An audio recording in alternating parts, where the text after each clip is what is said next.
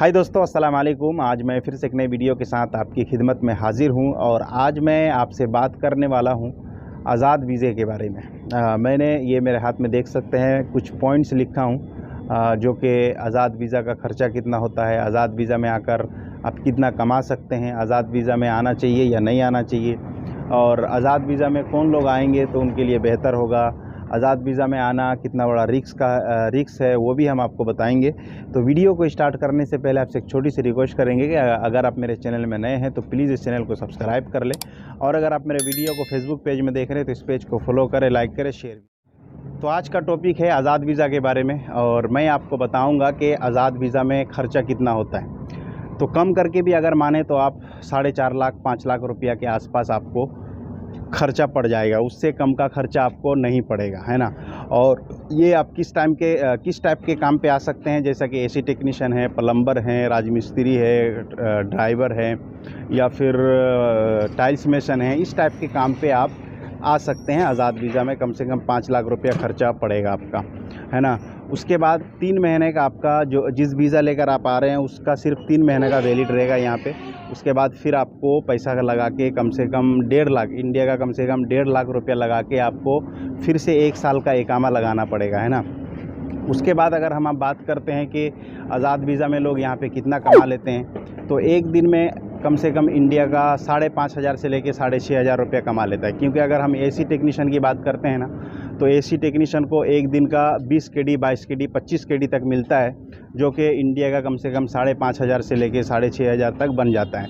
वैसे अगर tiles mason की हम बात करते हैं तो टाइल्स मेसन को भी वैसे ही मिलता है, प्लम्बर को भी वैसे मिलता है, इलेक्ट्रिशियन को भी वैसे मिलता है। थोड़ा 1-2 केडी का फ़र्क होता है, नहीं तो वैसे ही मिलता है। 8 घंटे का मिलेगा आपको, और प्लस आपका ओवर टाइम भी होगा। उसके बाद एक पॉइंट ये भी आता है कि आज़ाद वीज़ा में कौन लोग आए और कौन लोग ना आए। ये बहुत ही इम्पोर्टेंट है।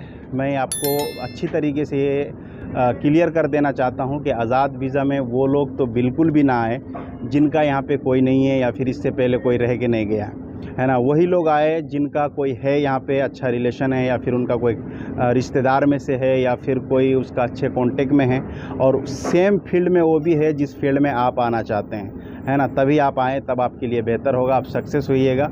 और अगर आपका कोई नहीं है, जैसा मेरा विदेश में कोई नहीं है भाई, कोई नहीं, इससे पहले मेरा कोई नहीं आया, मेरा ख़ानदान से कोई विदेश नहीं आया, मैं फ़र्स्ट टाइम मैं ही आया हूँ, और मेरा भी ज़्यादा दिन रहने का प्लान नहीं है।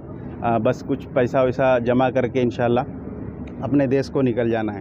तो जिनका कोई है यहाँ पे और वो भी आज़ाद वीज़ा में काम करता है और सेम फील्ड में अगर आपको बुलाता है, तब आइए, तब आप अच्छा पैसा कमा भी सकते हैं और सक्सेस भी होइएगा।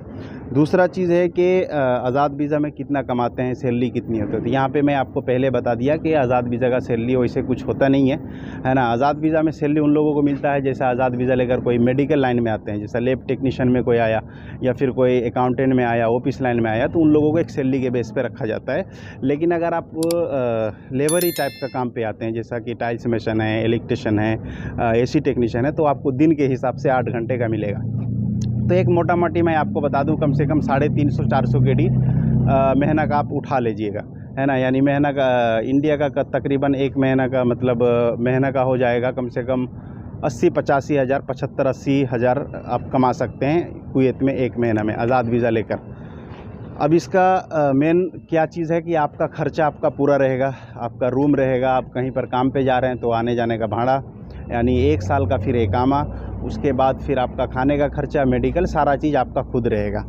और दूसरी चीज़ मैं आपको सबसे ज़्यादा इम्पोर्टेंट चीज़ मैं आपको बता दूं कि आज़ाद वीज़ा में आना बहुत बड़ा रिस्क भी है।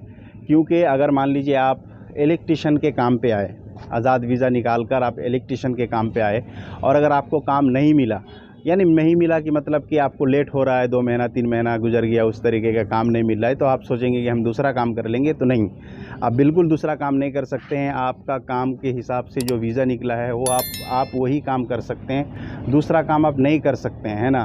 तो ये बहुत ही ख़तरनाक रूल है यहाँ पे।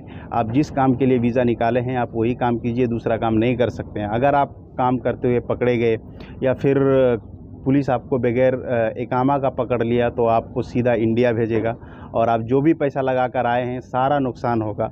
तो मैं हमेशा से शुरू ही से ये सजेशन करते आ रहा हूँ कि भाई आप लोग पहली बार मतलब जो है कि कंपनी में आओ, फिर यहाँ पे समझो और किस तरीके से काम होता है वो देखो, फिर उसके बाद आज़ाद वीज़ा लेकर आप अगर आप आते हैं तो आप अच्छा खासा पैसा कमा सकते हैं, है ना। तो ये कुछ पॉइंट थे और इसमें एक पॉइंट ये भी है कि आज़ाद वीज़ा होता क्या है। तो आज़ाद वीज़ा का मतलब ये नहीं है कि आप कहीं भी और कोई भी काम कर सकते हैं, नहीं, बल्कि आज़ाद वीज़ा का मतलब ये है कि आप जो काम पे आ रहे हैं, है ना, वही काम कर सकते हैं, लेकिन उसमें आपको पैसा ज़्यादा मिलेगा। तो और बहुत ही जल्द मैं आपको एक मेरे दोस्त से मिलाने वाला हूँ जो वो भी आज़ाद वीज़ा में काम करता है, और वो कितना ख़र्चा करके आया है बिल्कुल वो आप अपने मुँह से आप सुनिएगा।